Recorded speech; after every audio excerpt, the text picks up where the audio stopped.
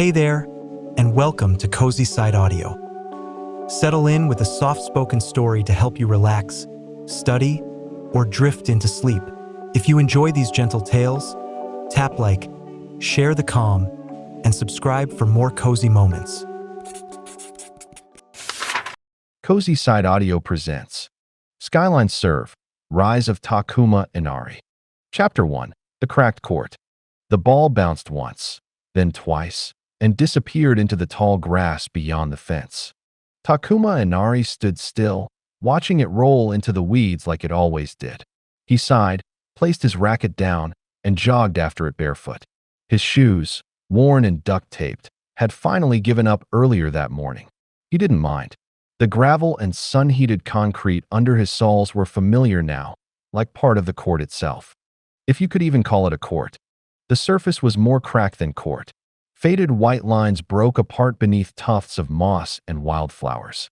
The chain-link fence leaned in at an angle, like it was tired of standing upright.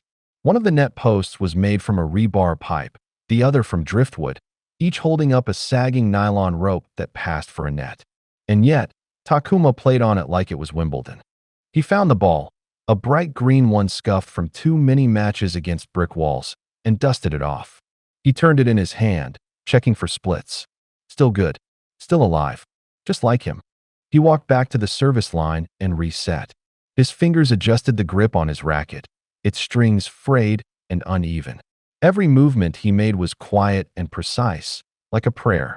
The sun beat down, cicadas buzzing in the distance. There were no crowds, no teammates, no coach, just the wind and the court and the sky above.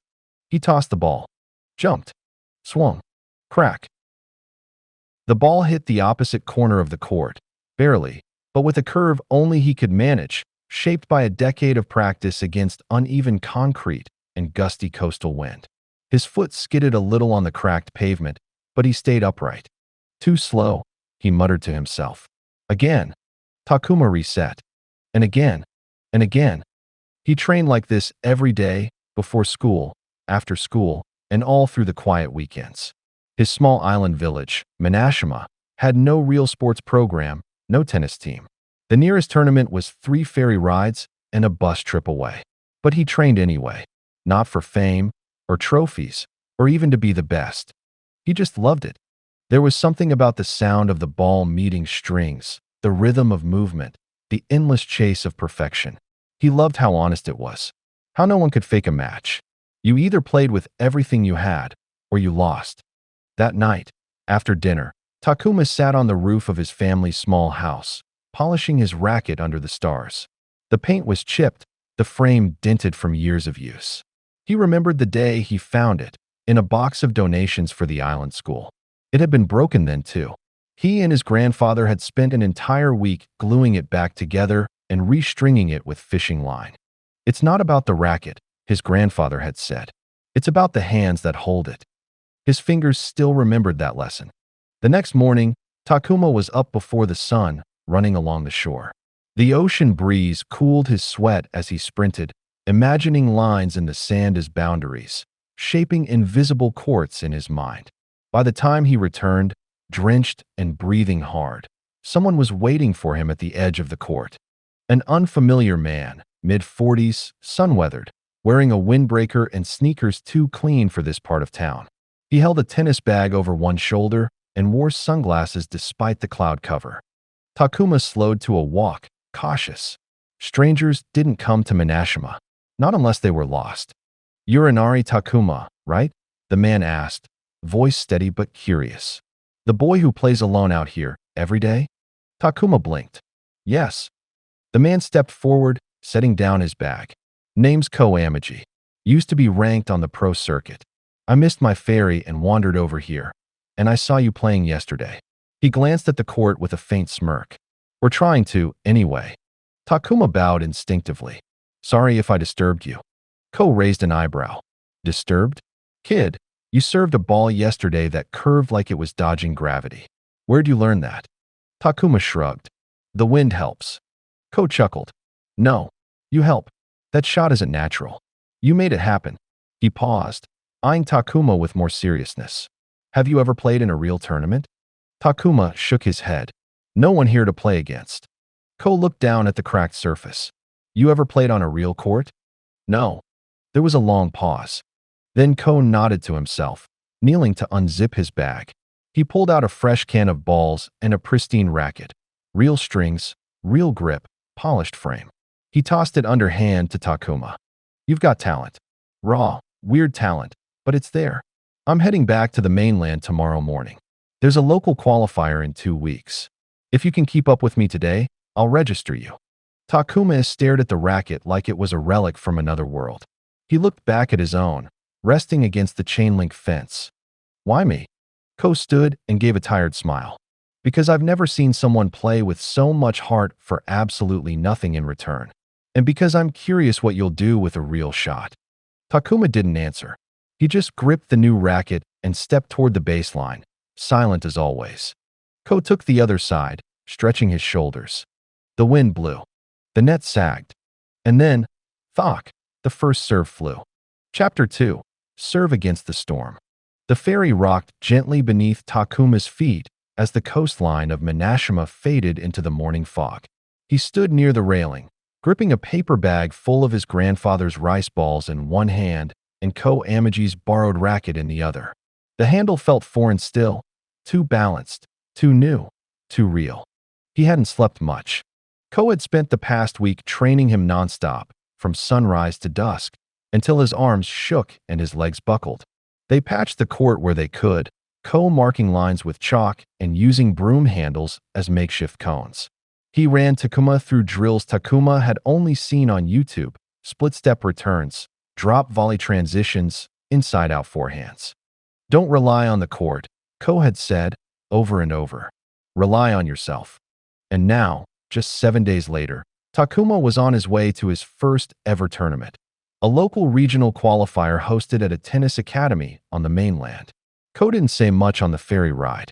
He just chewed gum and read the player list on his phone. Takuma Enari, unranked, versus Mizuoka Ayato. Seed 12, Ko muttered, squinting. Kid's got a decent forehand and ego the size of Hokkaido. Takuma nodded quietly. His stomach flipped. By the time they arrived, the sun had climbed high and hot, baking the courts in shimmering heat. The Nakoka Tennis Academy was nothing like home. Real nets, real fences, bleachers, a smooth, spotless surface that gleamed underfoot.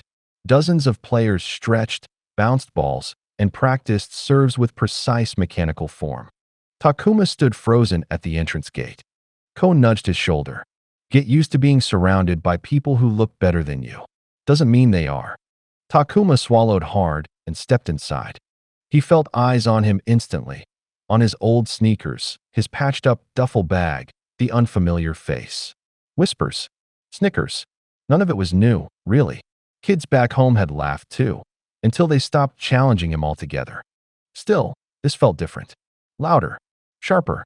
A boy with a green visor and mirrored sunglasses sauntered over. Tall, lean, confident. He twirled his racket and sized Takuma up like he was barely worth a glance. You're the island kid? He asked, amused. You don't even have a team jacket. Takuma bowed. Yes, I'm Enari Takuma. The boy laughed. Wow, you're polite too. This'll be fun. He didn't introduce himself, but Takuma recognized the name sewn into his sleeve, Mizuoka Ayato. His opponent. Ko stepped between them, holding up the draw sheet. Match starts in 15. Court 6. Ayato winked. Don't worry, I'll take it easy on the new guy. He walked off, leaving Takuma in silence. Ko placed a firm hand on his shoulder. You don't beat players like him with power, he said. You beat them by playing a game they've never seen before. Takuma nodded slowly. The nerves didn't leave, but something else stirred underneath. Focus. Court 6. Dozens had gathered to watch, not because it was a marquee match, but because word had spread. Some, no name from an island, was facing a seeded academy player. The perfect warm-up. The perfect humiliation. Takuma stood behind the baseline, spinning the ball in his hand. The court felt too clean, like he might slip if he ran too hard. The bounce of the ball, so perfect, almost threw him off. Across the net, Ayato bounced on his heels, grinning like this was a joke. Ready to go back to your coconut tree, Inari? Takuma didn't answer. He just bowed again, then stepped into position. The match began. Ayato served first, and it was fast. Clean. His form textbook. Takuma barely saw it, let alone returned it. The crowd gave a small clap. 15-0. Second serve.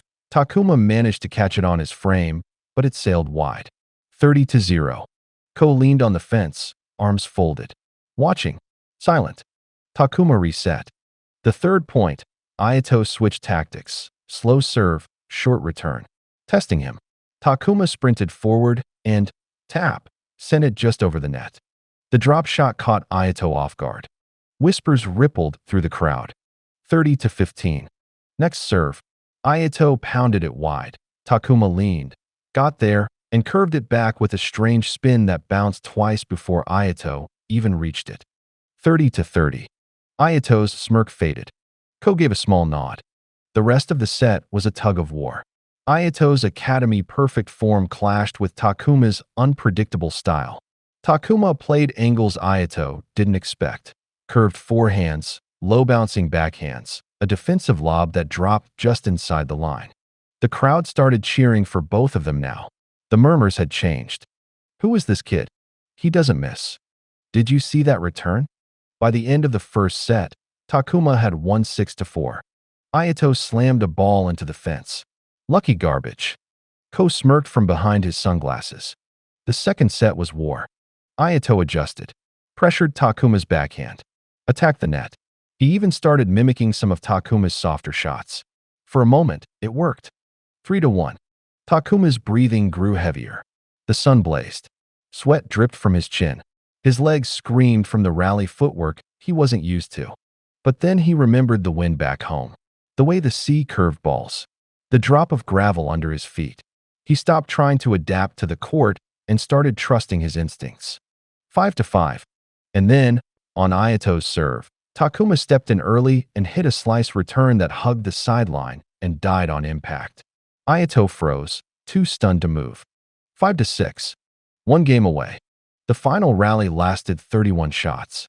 Ayato grunted, slammed, scrambled. Takuma retrieved everything. Diving, slipping, rising again. On the final stroke, Takuma leapt forward and delivered a feather-light volley that floated over Ayato's racket and kissed the line. Match. 6-4, 7-5. For a moment, no one moved. Then the crowd exploded, clapping, whistling, cheering for a name they'd never heard before. Takuma bowed, deeply, quietly, then turned to shake Ayato's hand. Ayato hesitated, then shook it, eyes burning. That wasn't luck, he muttered. No, Takuma said simply. It wasn't. Ko met him at the gate, tossing him a water bottle. How do you feel? Takuma took a breath. Like I'm still just starting. Ko laughed. Good. Because that was the easy round. Takuma looked back at the court, clean, precise, artificial. So different from the one back home. But for the first time, he felt like he belonged. Chapter 3. Strings and Silence. The Academy stringers stared at the racket in disbelief. You played a tournament match with this? Takuma rubbed the back of his neck. Yes. The stringer held it like it might fall apart in his hands. These strings are frayed in 4 directions, tensions off by 20 pounds, and your frame's bent. This is barely legal. Ko Amagi chuckled from the side. Told you it had character. Takuma just bowed, slightly embarrassed. After his surprise win over Ayato, Ko had dragged him straight to the equipment booth near the academy entrance. Now, Takuma watched as the stringer carefully clipped away the knotted strings, shaking his head like a surgeon dealing with a miracle survivor. We'll get you something proper, Ko said, tossing a card on the counter. Full rest string, medium-high tension, and a grip that doesn't feel like it's been chewed by a dog. Takuma hesitated. I can use my old one for the next match. No. Ko's voice was firm. You earned better. And better tools deserve better hands. Takuma said nothing, but nodded. He was still getting used to compliments. The next few hours passed in quiet awe. Ko gave him a full tour of the academy, a place most players dreamed of visiting, let alone competing in. Courts lined up in clean rows. Rooms full of video analysis screens and resistance training gear. coaches shouting instructions with metronome precision. It was a different universe from Minashima's solitary breeze and cracked cement. But what struck Takuma most was the silence between points. No crashing waves, no gulls, just the hard bounce of the ball and the hush of hundreds watching. Every step echoed. Every breath mattered. It made him feel small and important at the same time. By the afternoon, his next match assignment came through. Tomorrow morning, Court 2. Against a player ranked just above Ayato. Ko handed him the draw sheet, but Takuma didn't even look. "Doesn't matter who it is," he said quietly. "I'll play the court." Ko raised an eyebrow. "Good answer." That evening, while Ko ran errands, Takuma wandered the player lounge, eyes wide at the vending machines, massage chairs, and players trading match footage on tablets. He didn't fit here, not really. His clothes didn't match. His shoes squeaked. His posture still carried the village in his spine.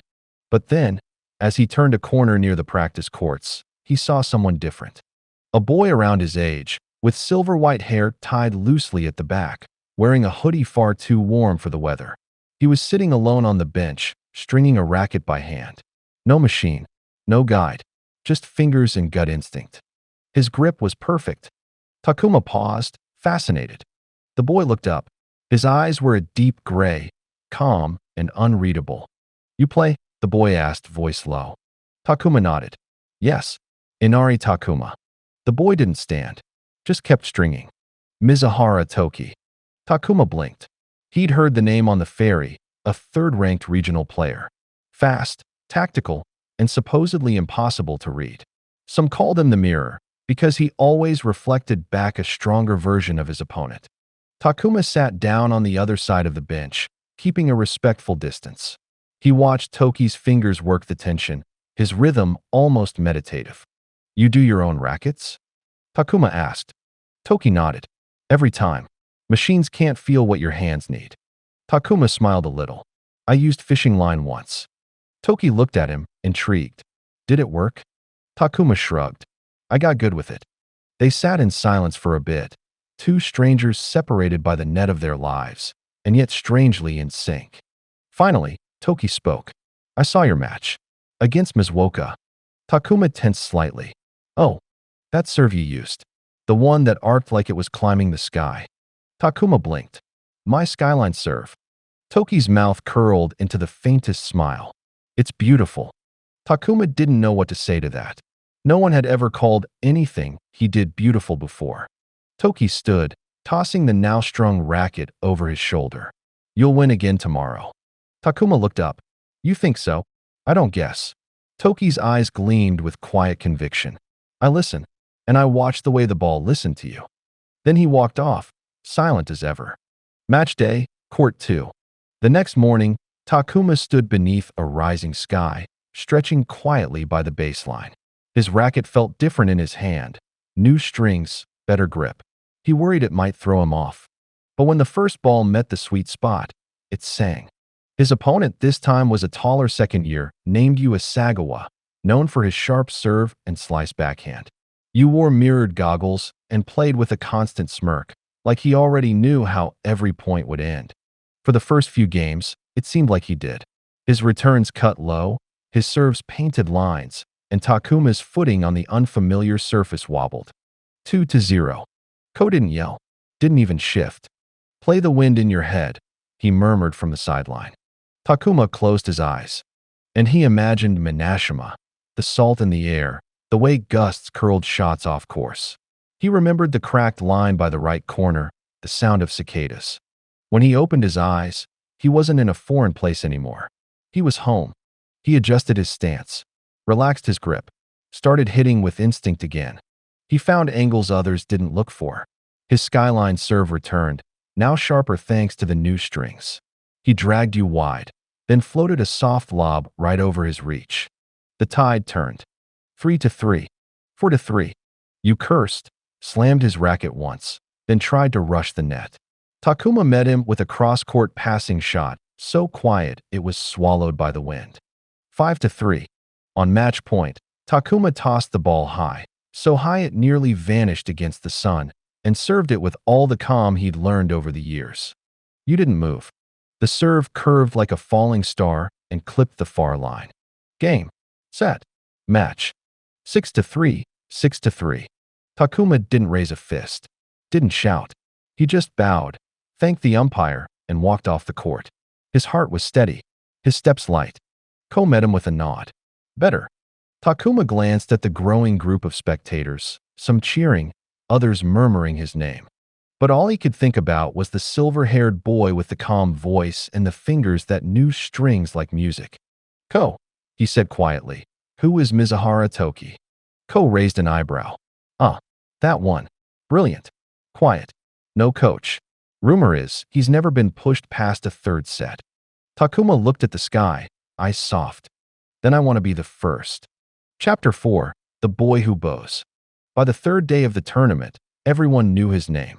Takuma Enari, the island boy, the one who bowed before every match, the one with the quiet footwork and gravity-defying serve, the one who never shouted, never pumped a fist, never pointed to the crowd that he just played, and bowed, and walked away. And somehow, that was louder than anything else. He didn't mean for it to become a thing. Takuma had always bowed before a match, whether against his grandfather, a bouncing ball against a wall, or now, nationally ranked players. It wasn't for show. It was respect. For the court. For the game. For whoever stood across from him. But now, it was everywhere. Kids around the courts started copying him before practice matches. Parents whispered about that boy with manners. Coaches paused to watch him play. At first out of curiosity, now out of quiet awe. Koamaji noticed it too. They're not used to players who don't play for the crowd, he muttered, arms folded as he watched from the stands. It's messing with them. They don't know how to handle sincerity. Takuma was midway through his third match of the tournament, facing off against Iori Senzaki, a top 8 seed with the smoothest two-handed backhand in the prefecture. Iori moved like water, effortless, elegant, and incredibly fast around the baseline. But Takuma wasn't thinking about rankings or records. He was thinking about angles, about rhythm, about where the wind would have been if he were on Minashima, and how he could create that same curve with his wrist instead. The match was close. First set, 6-4 Takuma. Second set, 3-6 Iori. Final set, 5-4 Takuma. The rallies were long. Each point was a dance of patience and precision. And with every serve, every soft drop, every slicing lob that found the edge of the line, the crowd leaned in closer. Then came match point. Takuma stood at the baseline, the ball in hand. He took a breath, bowed, tossed it high. The Skyline serve soared into the clouds, dropped like rain, and clipped the far corner. The line judge called it in. Match. The crowd erupted. Takuma exhaled and walked to the net. Iori met him halfway. Unlike Ayato, there was no bitterness, only surprise. And something else, a small, genuine smile. You really don't care about being famous, do you? Iori asked. Takuma shook his head. No, I care about playing right. Iori paused, then held out his hand. Then you played right today? Thanks. They shook. Takuma bowed once more before exiting the court. The crowd followed his exit in silence, as if unsure whether to cheer or kneel. Ko was waiting by the gate, arms crossed. That serve of yours. He started. Needs more spin, Takuma said. Ko blinked, then grinned. Good. You're not done growing yet. That evening, the tournament's central plaza was alive with activity. Players swapping stories, families eating under vendor tents, live footage playing on giant screens. But all anyone could talk about was the boy from Minashima. Takuma stood in line at a takoyaki cart when a small girl tugged his sleeve. He turned, startled. You're the one who bows, she said brightly. My brother says you're like a samurai. Takuma blinked. A samurai? She nodded seriously. Because you never yell and your hair's messy but cool. He smiled awkwardly and gave a quiet bow. Thank you. Behind her, a cluster of older boys mimicked his pre-serve stance, laughing. One of them exaggerated the bow until he fell over. Ko appeared beside him with a drink in hand. You've become a folk hero, he muttered. I don't want to be, Takuma said. Ko sipped. Then don't chase it. Let it chase you. Just keep playing your game. Takuma glanced around the plaza. So many players. So many eyes. Some smiled, others whispered. One glared openly. Rin Kuretani, the tournament's #1 seed. Rin was tall, broad-shouldered, a second-year powerhouse with the reputation of a freight train. He had crushed his opponents so far, never dropping more than 2 games per set. He locked eyes with Takuma across the plaza and didn't look away. Takuma didn't either. Ko noticed. He's watching you now. The top dogs always do when a quiet one starts barking. I'm not barking. Exactly. KO's grin widened. That's why they're scared. Later that night, Takuma lay in his dorm bed, eyes open, listening to the rustle of the trees outside the academy. He couldn't sleep. Not because of nerves. Because of something else. Every match he played brought him further from that cracked court back home. And yet, the farther he went, the more he felt it under his feet. The echo of that old surface. The ghost of that crooked net. His grandfather's voice in the wind. He reached under the bed and pulled out his original racket. The frayed one. The one with fishing line in the grip and stories in its scars. He traced a finger over the frame. A crack near the throat. A dent by the head. Imperfect. And his. He set it beside his new one on the windowsill. Old and new. Both part of him.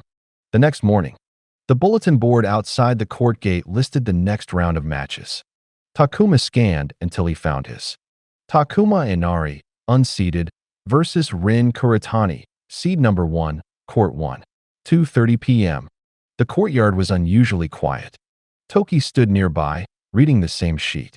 He glanced at Takuma, expression unreadable. You ready? He asked. Takuma nodded once. Yes. Toki's lips curved slightly. Then I'll be watching. He walked off, wind stirring the edges of his jacket. Takuma turned back toward the court, toward the storm that was Rin Kuretani, toward the next test. And before he stepped through the gate, he bowed. Chapter 5, Skyline. Court 1 felt different. It wasn't just bigger, it breathed differently. The air was still, expectant. The stands were packed. Coaches, players, families, even the academy headmaster sat in the shaded section near the top. Every eye was drawn to the same place. The tall, broad-shouldered figure already standing on one side of the net. Rin Kuretani, the reigning junior champion, a machine in motion, and the only player who hadn't lost a single game all tournament. Takuma stepped onto the court, quiet as always. He bowed, and for the first time, the other player didn't bow back. Rin just turned and walked to his baseline. Takuma blinked, then followed. From the stands, Ko Amagi leaned forward. Here we go. First set. 0, 1.0, 2.0, 3. The pace was brutal. Rin's play was suffocating. His serves were less graceful than Takuma's, but twice as heavy. Each shot came with a full-body drive, fast, flat, and relentless. Takuma barely had time to reset between points. The crowd was quiet, stunned. Takuma didn't play badly. He was just outpaced. The fourth game stretched into a rally, 12 shots long. Rin hammered each one toward Takuma's backhand. Takuma answered, pushing his feet to keep up. Then Rin rushed the net. It was the first time he'd moved forward. His presence came like a shadow. And when Takuma's lob fell short, Rin leapt and smashed it down the line with a roar. 0-4. Takuma staggered a step, sweat streaking his jaw. He walked back to the baseline. His chest was tight, not from exhaustion, from something worse. Doubt. Ko spoke aloud, even though no one was near enough to hear. You've been unshaken so far, Takuma. Don't start cracking now. 0-5. Takuma double faulted. His serve, the skyline, wasn't working. Rin anticipated the arc too well, waiting behind the baseline and striking it on the rise with surgical timing. The air around the court grew tense. People weren't just surprised, they were uncomfortable. The boy who bowed was being crushed. Takuma stood at the center mark, eyes down. He could hear Rin's footsteps, see his opponent already bouncing at the baseline. I can't outrun him, Takuma thought. I can't overpower him. So, what could he do? Final game of the first set. Rin served. Takuma returned with a looping cross-court forehand, soft, deliberate. Rin's footwork barely shifted. He fired back a backhand laser toward Takuma's left corner. Takuma sprinted, and this time, he didn't go for a clean return. He sliced the ball. Low. Skimming. Dead spin. It forced Rin to bend forward and reach. Not much, but enough. The rhythm cracked. Takuma caught it. Adjusted. Sliced again. Not with power. With touch. Rin hit long. The crowd gasped. 1-5. Takuma exhaled. It wasn't a comeback. Not yet. But he had something. Changeover. As they switched sides, Rin paused near the net and looked at him for the first time. You're still here, he said. Takuma nodded. I am. Rin's lips twitched. Not a smile. More like recognition. Good. Second set. 0, 1.1, 1.21. Takuma began to find rhythm. He stopped trying to hit like Rin. Stopped trying to match pace for pace. He used space. Drop shots. Lobs.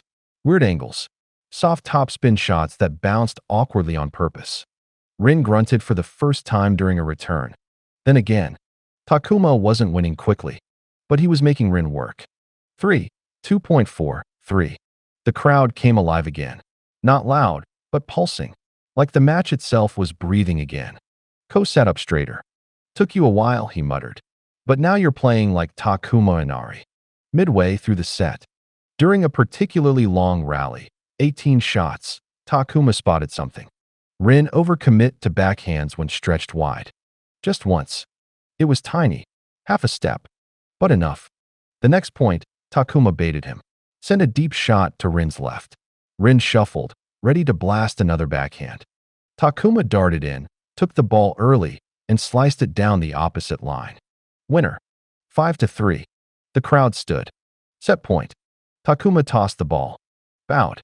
Served. Rin anticipated the arc, but Takuma faked it this time.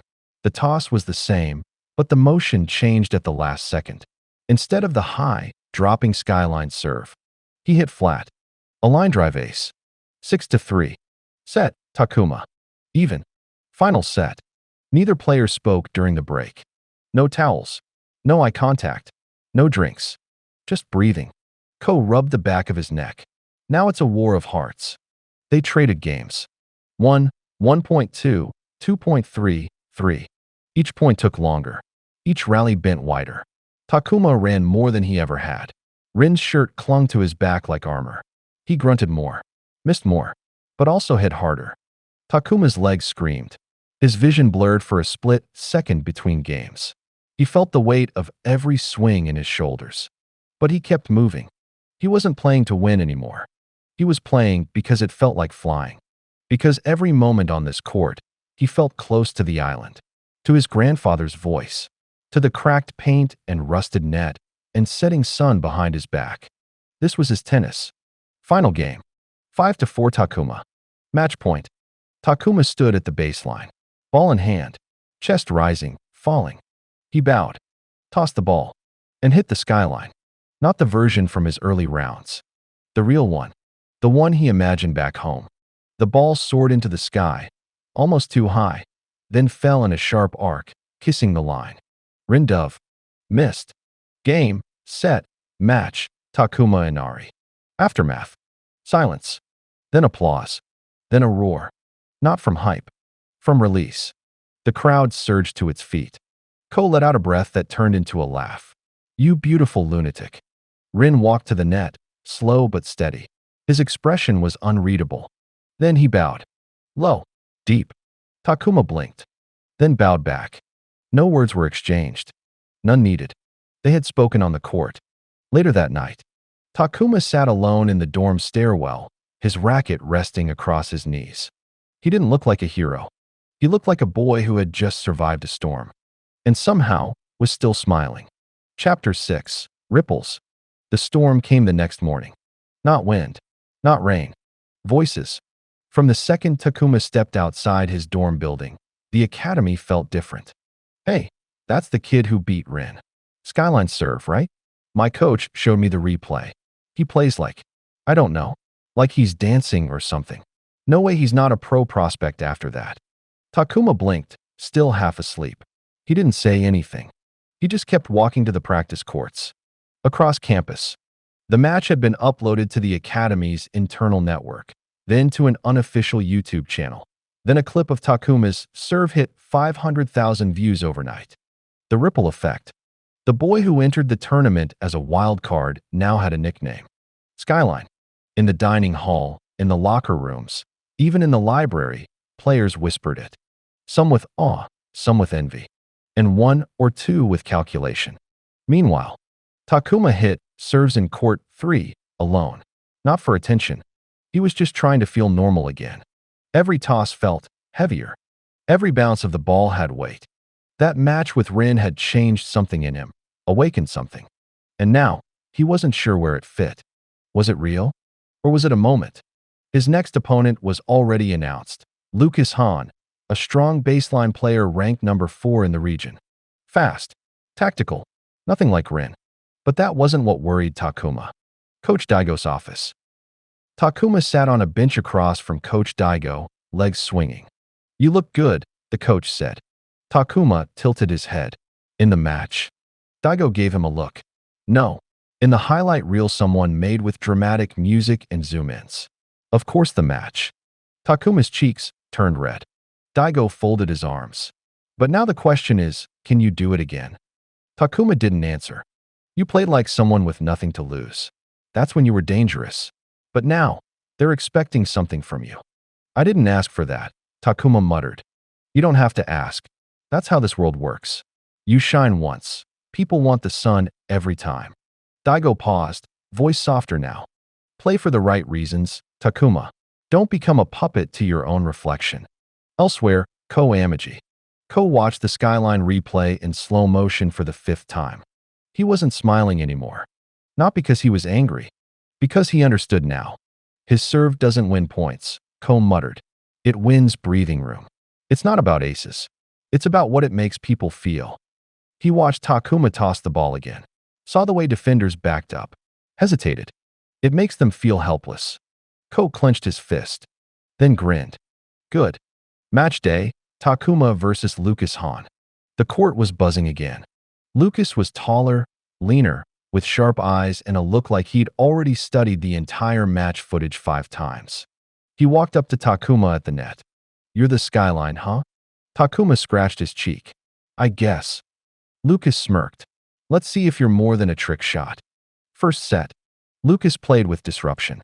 He took the ball early, rushed Takuma between points, changed rhythm constantly. One game he played fast, next, slow, then dropped shots, then flat drives. Takuma struggled to find footing. His timing was off, not because Lucas was stronger, but because Takuma didn't know what was coming. 2-4. The crowd started murmuring. Was Rin's defeat just a fluke? Was Takuma a one-match wonder? Changeover. Takuma sat with a towel over his head. He wasn't tired. He was scattered. Too much noise. He kept hearing his name between points. He kept thinking about his image, the crowd, the new expectations. His hands tightened on the towel. Then he heard something small. Wind chimes. In his head. The ones from home. The ones on the porch back on the island. And his grandfather's voice. Stillness comes when you forget everything except the feel of the court under your feet. Takuma stood. He walked to the baseline and stopped trying to impress anyone. The shift. Takuma let go. No more flashy angles. No more force. Just tennis. He didn't try to out-trick Lucas. He just played with honesty. Clean, centered shots. He started seeing Lucas's patterns, how he always shuffled right before drop shots, how he liked to reset after 2 backhands. Takuma adjusted. 3, 4.44. The murmuring stopped. Now, the match was silent. Set point, first set. Lucas hit a deep shot to Takuma's forehand. Takuma sprinted wide. Everyone expected a defensive reply. Instead, he slid into the shot and looped a topspin arc that curled just inside the baseline. Winner. 6-4, Takuma. Second set. Lucas came back stronger. He charged the net. He shouted after winners. He looked angry. Takuma stayed quiet. Focused. Even after double faulting at 2-2, he didn't panic. Even when Lucas hit 2 straight aces, Takuma breathed. He didn't play to prove himself anymore. He played like the court was home. Final game. 5-3, Takuma. Match point. Lucas approached the net. Takuma met him with a feather drop shot. Lucas sprinted, dove, barely clipped the ball. Takuma was already there. One soft push. Ball kissed the tape. And dropped. 6-3. Match, Takuma Enari. Aftermath. Lucas walked up to him. This time, his face wasn't smug. It was respectful. That wasn't a trick, he said. Takuma smiled softly. It was just tennis. They shook hands. The crowd applauded, not like they did for stars. More like they were watching something real. That night, Takuma didn't check the rankings. Didn't read the comments. He sat on his balcony, legs dangling, listening to the wind. The tournament was far from over. But for the first time, he wasn't afraid of what came next. Chapter 7. Echoes. Post-match recovery. Takuma sat alone in the recovery lounge, ice wrapped around his knees, towel slung over his head like a monk. No noise. No cameras. No crowd. Just the low hum of the AC and the soft click of someone entering. Room for one more? A voice asked. Takuma looked up. It was Rin Kuretani. Hair tied back, street clothes on. She wasn't smiling, but she wasn't angry either. He nodded quietly. She sat on the bench across from him. For a moment, nothing was said. Then she asked, "How does it feel?" Takuma tilted his head. "What?" "Being seen." A moment of understanding. Takuma shrugged. "I don't know. I didn't ask for it." "Doesn't matter. It's yours now," Rin said. "And trust me, they won't stop watching." He looked down. "I didn't mean to." Rin cut him off gently. "Don't apologize. You earned it. You played beautiful tennis." That word again. Beautiful. Takuma didn't know what to do with it. It didn't feel like a compliment. It felt like pressure wrapped in ribbon. Before she left, Rin handed him a folded note. "Read it when you're alone." She was gone before he could thank her. The note. Takuma opened it after dinner. "They'll all try to define you. Be careful which definitions you accept, Rin." He stared at the handwriting for a long time. Something in his chest stirred. Invitation. The next day, a letter arrived in his locker. Official Skyline Academy stationery. Invitation only. Elite exhibition match, one night only. Featuring 5 top players from around the region. Not just students, semi-pros. Sponsored. Scouted.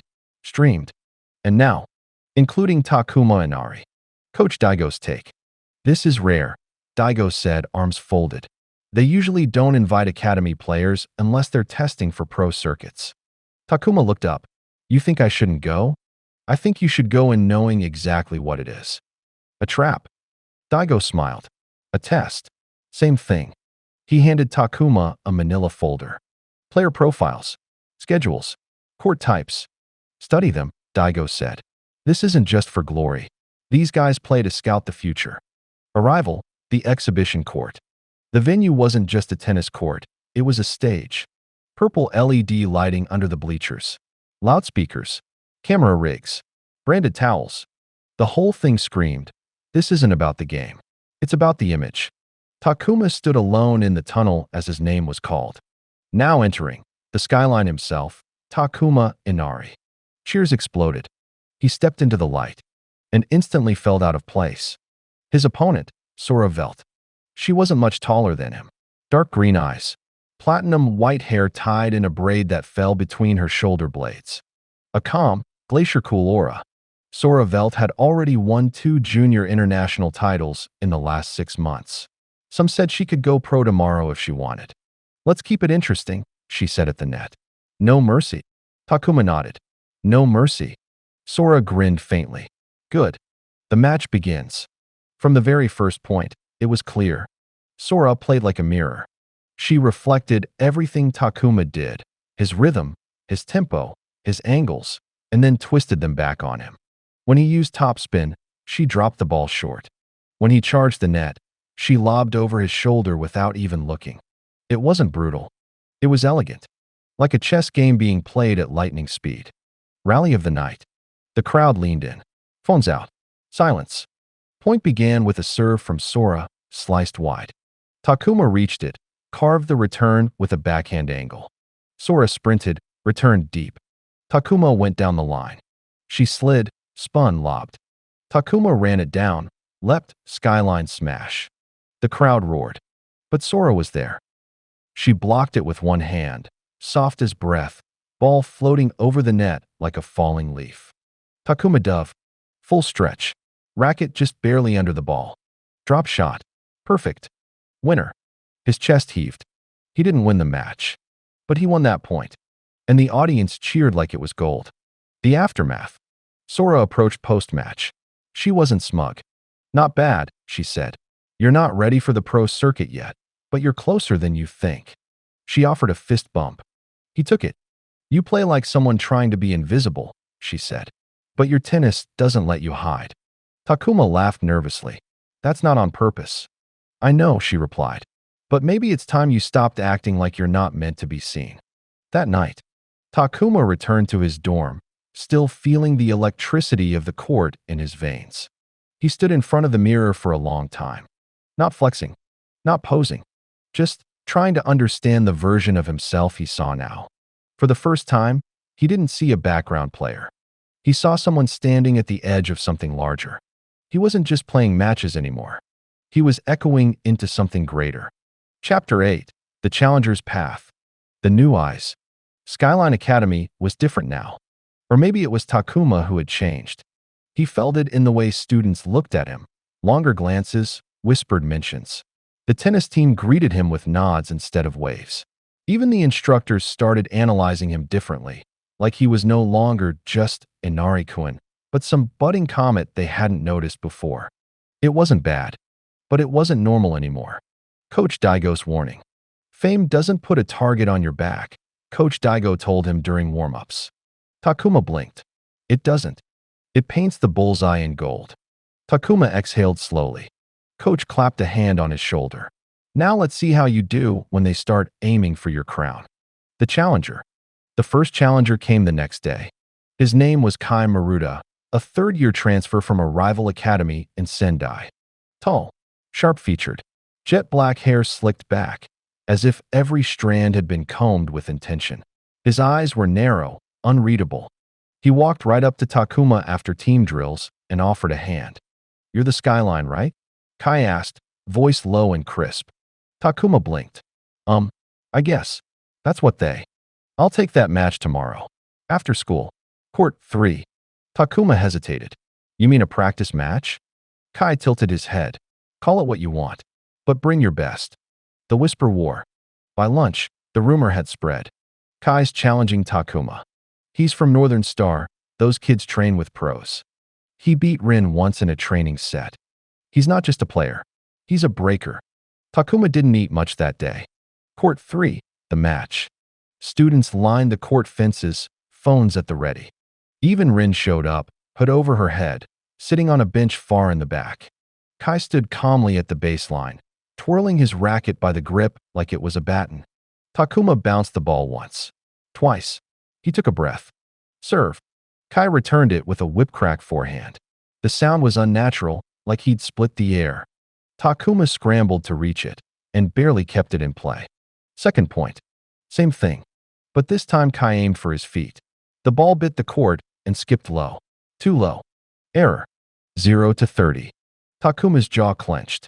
A new type of game. Kai played like a codebreaker.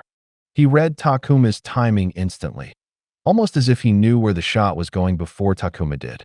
Every spin, every step, every swing felt anticipated.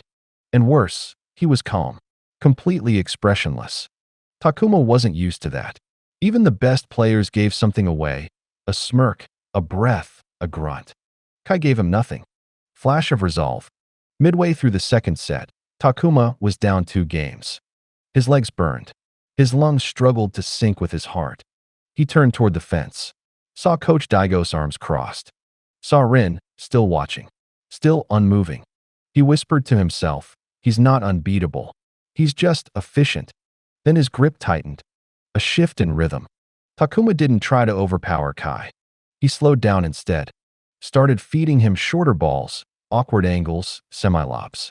Kai took the bait, stepping in to finish points quicker.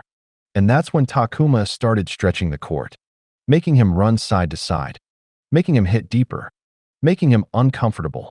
Point by point, he found his own tempo again, not the one Kai imposed on him. Final game. Deuce. Sun dipping low. Shadows stretching. Kai served flat. Takuma returned low. Rally began. 7 shots in, Takuma moved in. Kai tried to pass him, blazing forehand down the line. But Takuma leapt. Backhand volley. Crisp. Clean. Winner. Game, set, Inari. Aftermath. Kai approached the net. Their handshake was brief. "You're better than I expected," Kai said. "Not because you're strong, but because you don't give up your ground." Takuma panted, nodding. "You're not easy to read." Kai gave a faint smirk. "Good. Let's play again sometime." He walked off without another word. The lesson. Later that night, Takuma sat on the rooftop of the dorms, breeze whispering through his hair. Rin appeared beside him, hands in her pockets. "He was trying to break your rhythm," she said. "I noticed. And you didn't let him." "I almost did," Takuma admitted. She sat beside him. "You think this was the last challenger?"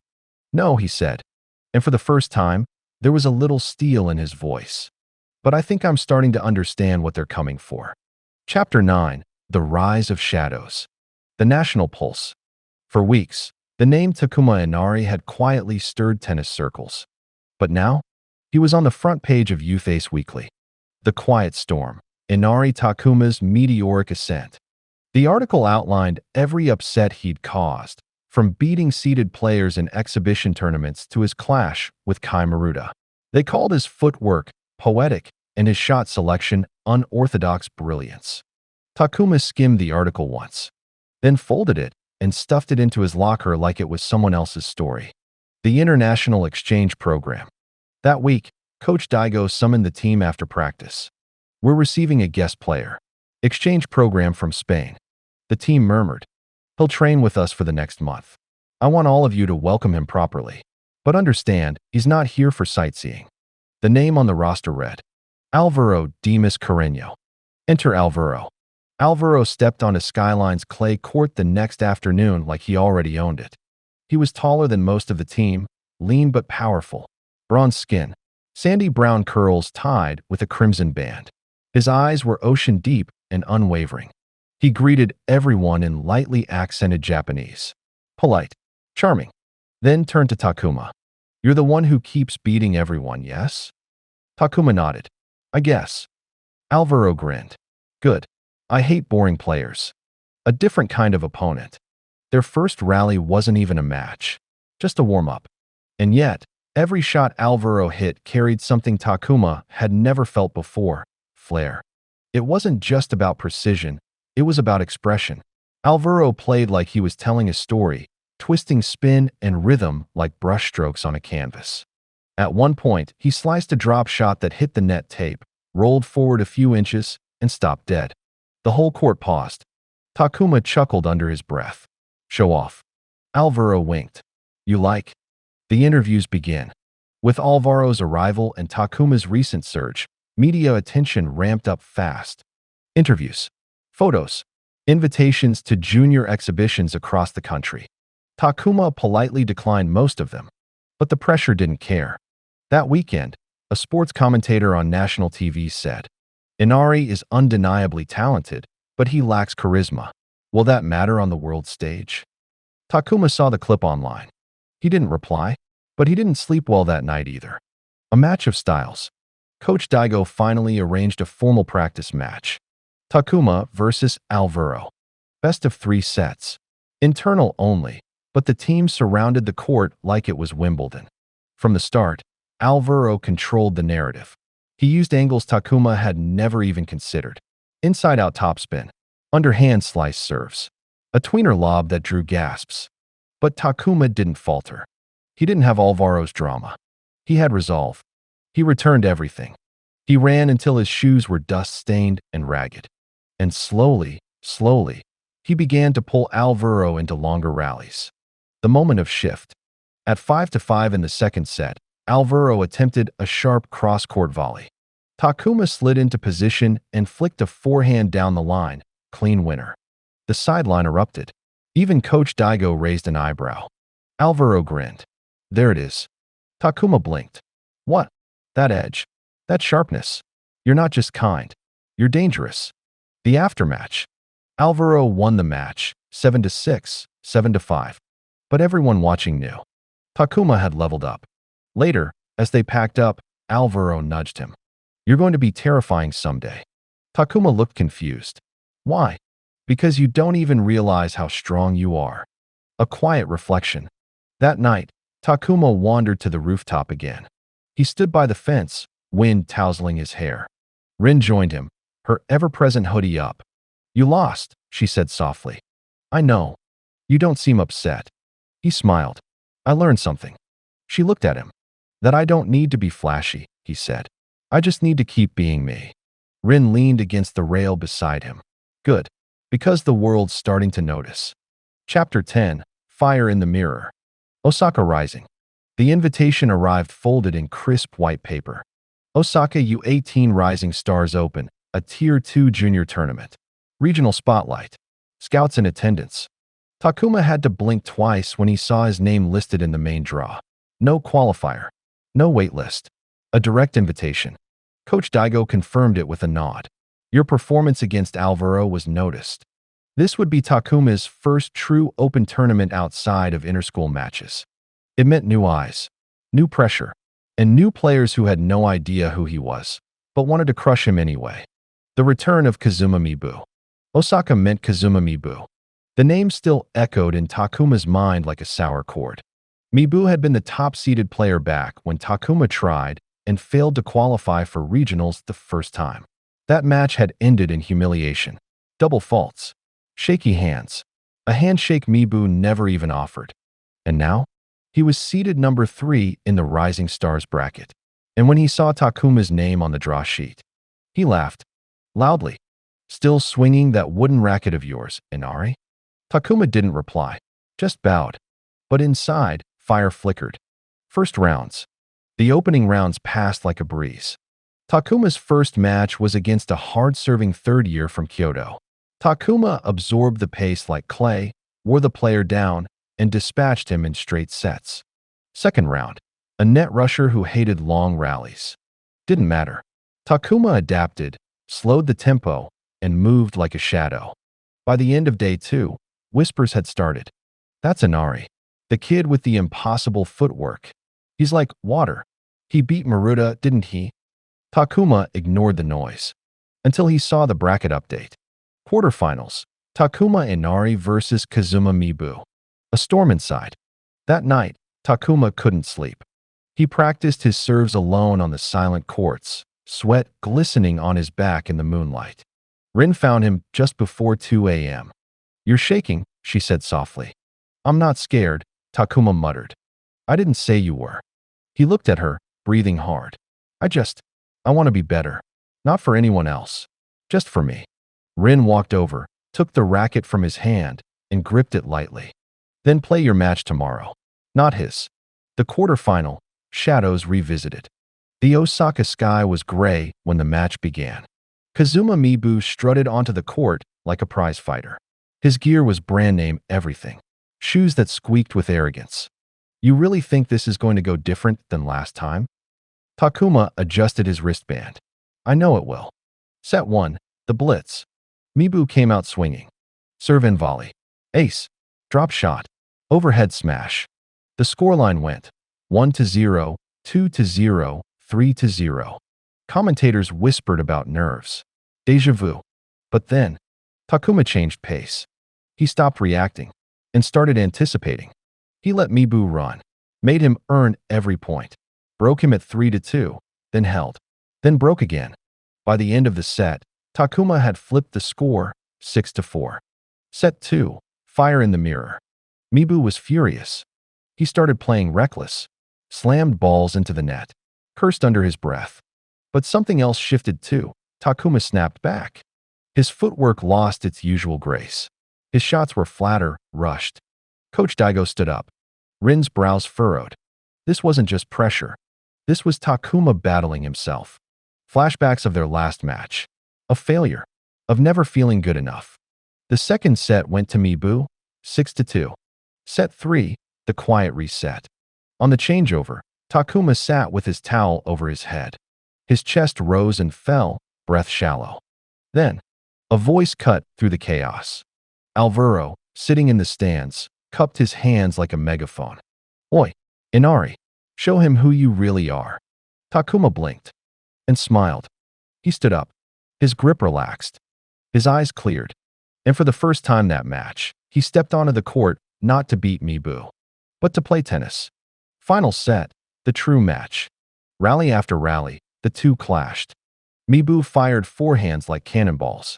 Takuma countered with foot speed, touch, spin. He disguised a cross-court shot with a last-second flip down the line. He absorbed a smash and turned it into a floating lob that landed millimeters inside the baseline. At 5-4, Takuma served for the match. Mibu dug in. 30, 15.30, 30.40, 30-deuce. They traded blows like boxers. And then, on match point, Takuma floated a short ball intentionally. Mibu sprinted in, expecting a lob. But it was a trap. Takuma met him at the net with a perfect backhand pass. Clean. Effortless. Final. 6-4, 2-6, 6-4. The aftermath. Mibu didn't say a word. He walked off without shaking hands, again. But this time, Takuma didn't flinch. He simply turned, bowed to the crowd, and smiled. Rooftop, Osaka Hotel. That night, Rin sat beside him, 2 bottles of canned coffee between them. You played your match, she said. I did, Takuma replied. And it was beautiful. Chapter 11. Friction. The spotlight burns. Takuma Enari's name was now being said in rooms he'd never stepped into. By the time they returned from Osaka, 2 sports sites had run features titled The Quiet Prodigy and Inari's Way, a new era of tennis? A clip of his final point against Mibu had gone semi-viral on tennis forums. The comments overflowed. Who is this kid? He's unreal. And so calm. It's scary. Bro plays like water and disappears off court like smoke. Rin grinned at the coverage. Your fans are multiplying. Takuma just stared at the screen. I don't even have a social media account. The offer. At school, Coach Daigo pulled him aside after practice. His voice was unusually quiet. You've been invited to the JTC Invitational in Kanagawa. Takuma's brows lifted. The Japan Tennis Council Invitational was a prestige event, reserved for top 16 junior players across the country. It wasn't even publicized. You were either known or you weren't invited. There's just one condition, Daigo added. They want you to switch clubs. Join an academy under their direct training. Silence. Takuma lowered his head. But, Skyline is my home. Coach Daigo didn't reply immediately. His gaze was proud and sad. I won't stand in your way. You've earned every door they open. Cracks in the team. Word got out faster than Takuma could say no. By Monday, the Skyline team atmosphere had shifted. Kai, their hard-hitting second seed, cornered him by the lockers. So you're the golden boy now, huh? He said, eyes cold. Guess the rest of us don't matter. Takuma blinked. I never said. You don't have to. They already put you on the poster for regionals. Just you. That stung. Takuma didn't design the posters. Didn't ask for the spotlight. But even he couldn't deny. He was changing. Rin walked in just as Kai shoved past him, muttering, Enjoy the solo ride, superstar. The ghost court. Takuma skipped dinner. He went to the practice courts behind the school, old ones no one used anymore. Cracked asphalt. Faded lines. No lights. He hit balls alone under the fading sky. Not hard. Not fast. Just steady. Footstep by footstep. Breathe in. Follow through. Again. He wasn't angry. Just lost. Visitor. The sound of a soft bounce broke his rhythm. Coach Daigo stood beside him, holding a racket. I knew I'd find you here. Takuma wiped his forehead. I didn't want to cause problems. I just want to play. Daigo watched the court for a moment. Friction comes with speed, Inari. Rockets don't break the sky without resistance. He tossed a ball underhand. Hit. Takuma did. They played quietly for nearly 30 minutes. No coaching. No drills. Just tennis. Eventually, Daigo caught the ball in his palm and said, You don't have to choose the fast path. But you do have to decide what kind of player you want to be. Apology and truth. The next morning, Takuma waited by the lockers. When Kai showed up, he bowed low. I'm sorry, Takuma said. Not because of the poster, but because I let silence say things I didn't. Kai didn't speak right away, but his jaw relaxed. You're serious about staying? Takuma nodded. This team raised me. I'm not walking out just because the wind changed. Kai shrugged once. Fine, but don't expect me to go easy on you. Takuma smiled faintly. Wouldn't dream of it. The challenge. That afternoon, Skyline's coach called a team meeting. Regionals start in 3 weeks, she announced. Only 2 single slots. We're holding a ranking match next week. Takuma looked at Kai. Kai smirked. Guess we'll settle it on court. Rin whispered under her breath. This is going to be spicy. A note from Alvaro. That night, Takuma opened his phone to find a video message from Alvaro Maruda. Word is you're getting attention, amigo. Just remember, people can fall in love with what you do and forget who you are. Stay Takuma. That's who I respect. He ended it with a wink and his signature line. See you at Nationals. Takuma's heart lifted. Yes, there was still so much ahead. But for now, he had to earn his place on his team. Chapter 12, Skyline Showdown. The match that shouldn't matter. It was just a ranking match, not a tournament, not even a public event. But to everyone on the Skyline tennis team, this was everything. Takuma Enari versus Kai Sigusa. The quiet prodigy versus the long-time ace. One court. One winner. One spot at regionals. Rin leaned over the bench beside the court, whispering to a teammate. You'd think it was the national finals with how tense it is out here. Kai stepped onto the court first. Red headband. Wrapped wrist. Heavy steps. No words. Takuma followed. No camera crews. No national scouts. Just teammates. But to him, this was the hardest match yet. Opening rally. Ping. Kai's serve roared down the line, clipping the edge of the box. Takuma returned it with a low forehand, absorbing the spin. Kai attacked the net, looking for a smash. Takuma lobbed the ball just over his reach, landing it centimeters in. The team gasped. 1 point in, and the crowd already leaned forward. Kai smirked. So you have been practicing. Clashing styles. The match unfolded like 2 storms meeting mid-sea. Kai played like a cannonball, raw power, fast angles, ruthless smashes. Takuma played like water, precise, adaptive, and utterly unshakable. Kai, 5-3 Takuma, 5-5 deuce, advantage, breakpoint, hold. Over and over. What should have been a short internal scrimmage stretched past 90 minutes. Sweat soaked through their shirts. Their shoes squealed against the court. Their teammates watched in stunned silence. Between points. During a changeover, Rin handed Takuma a water bottle. You okay? He nodded, breathing steady but heavy.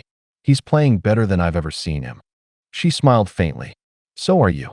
Across the court, Kai sat with his elbows on his knees, eyes locked on the ground. Coach Daigo crouched beside him. You want this so bad you're burning a hole in the floor. Kai clenched his jaw. I've been here longer. I've earned this. Daigo said nothing at first. Then quietly.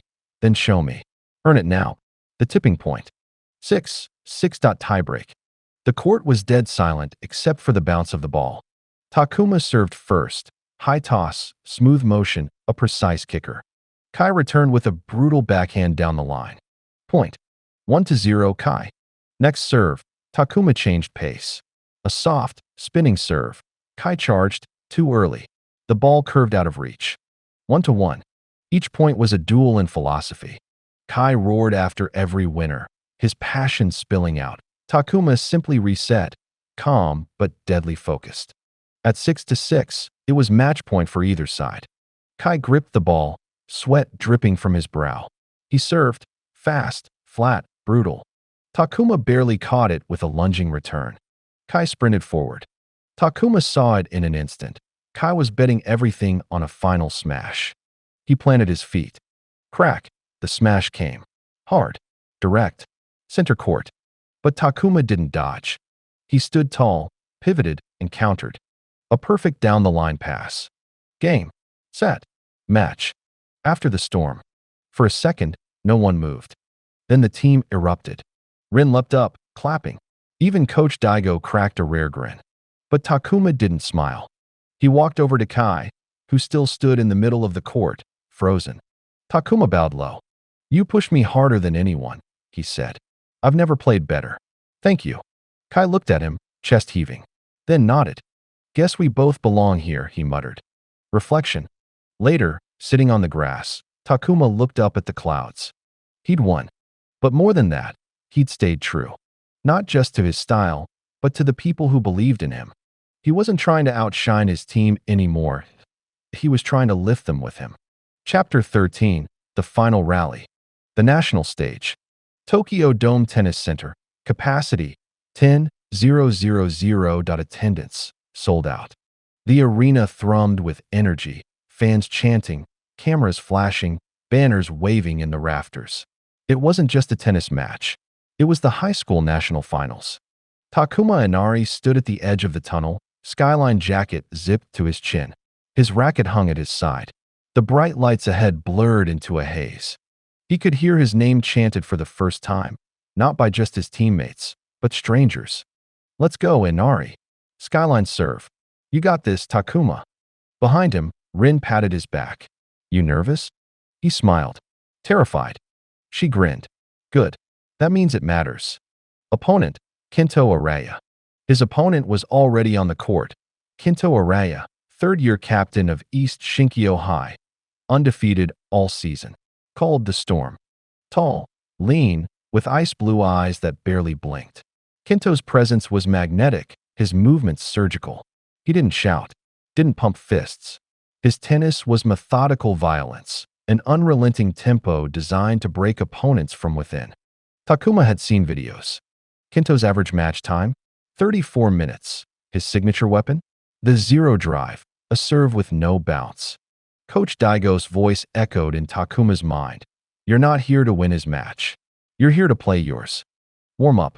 They traded warm-up strokes. Takuma's rhythm was fluid, his toss consistent, shoulders relaxed. Kento's replies were laser straight, pinning Takuma to corners with ease. But when Takuma hit his Skyline serve, it brought a soft "oh" from the crowd. Even Kento paused mid-swing to study it. No words exchanged, no nods, just focus. They walked to the net, shook hands, stepped back. The final began. First set, shaken foundations. Kento served first, and Takuma immediately knew why the zero drive had its name. The ball flew like a bullet, flat, fast, and when it touched the court, it didn't bounce. It skidded low, barely 6 inches off the ground. Ace.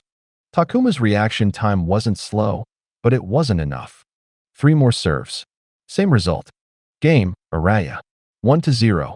Rin gripped the railing. Come on, Takuma. He stepped up to serve next. Skyline's serve, his pride, sailed cleanly, but Kento returned it. Easily.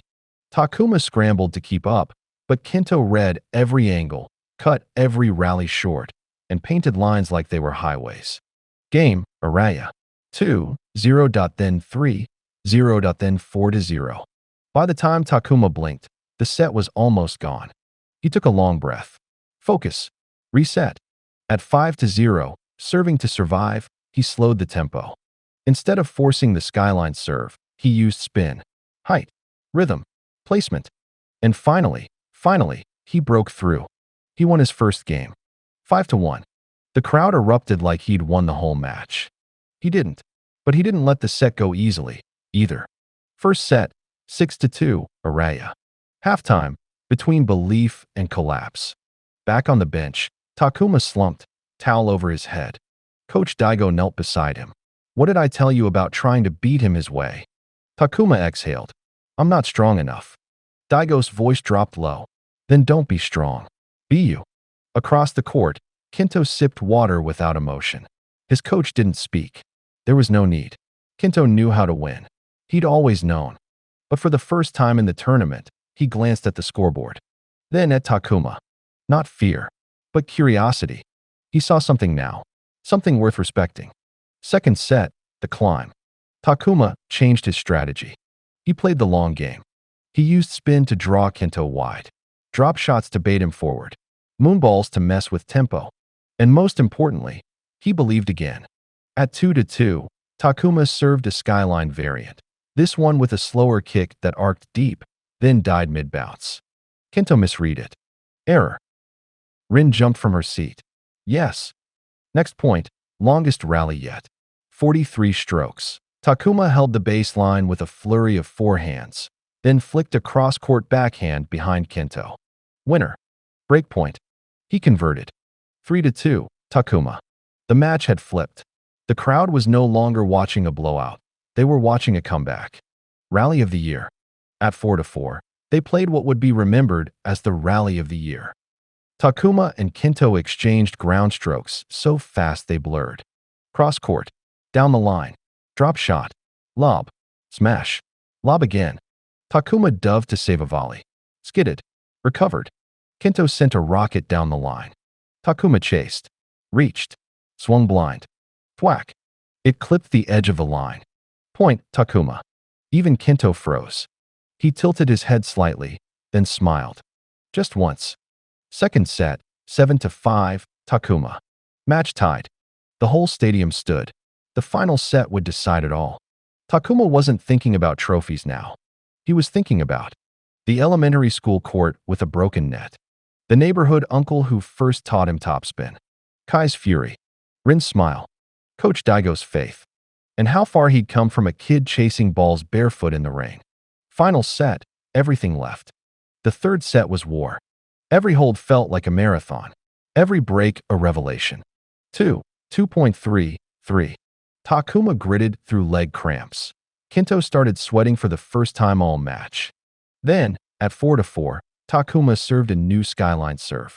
Same toss, same motion, but the spin reversed midair. Kento swung early, whiffed. Ace. Next serve, a slice serve wide. Return came short. Takuma moved in. Smash, point. 5-4. The crowd was in frenzy. Match point. At 6-5, with Kento serving to stay alive, Takuma led 40-30. Match point. Kento tossed the ball. His form, flawless. The serve, rocket. Takuma guessed wide. He guessed right. The return wasn't pretty, but it landed. Kento rushed in. Takuma, breath ragged, chased the ball and flicked a lob over his head. Kento sprinted back. Leapt. Crack. He hit an overhead with all his strength. Takuma stood at the baseline. Feet planted. Shoulders square. He saw the angle. Swung. Time slowed. The crowd held its breath. The ball shot down the line. In. Silence. Then. Game, set, match, Enari. The end and the beginning. Takuma dropped to his knees. The arena exploded. Rin ran down the steps, cheering. Coach Daigo looked misty-eyed. Kento walked over, extended a hand. "You're the real deal," he said. Takuma stood, shook it. "Only because of everyone who got me here." Final scene. That night, alone on the empty court, Takuma sat under the lights, holding his racket across his knees. The noise had faded, the crowd gone, but the feeling stayed. He wasn't just a player anymore. He was a champion. But more importantly, he was still Takuma. Humble, kind, unshakable. And tomorrow, he'd be right back on the court, practicing. Another story ends, but the cozy never does. See you soon.